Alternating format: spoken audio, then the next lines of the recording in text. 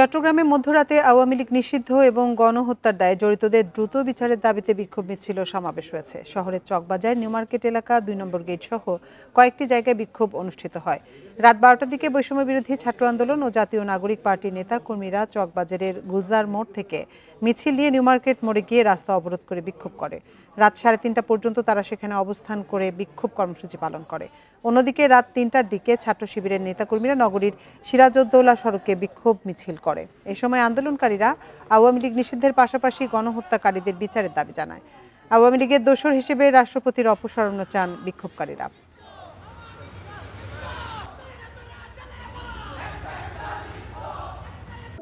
চট্টগ্রামে বৈষম্য বিরোধী ছাত্র আন্দোলন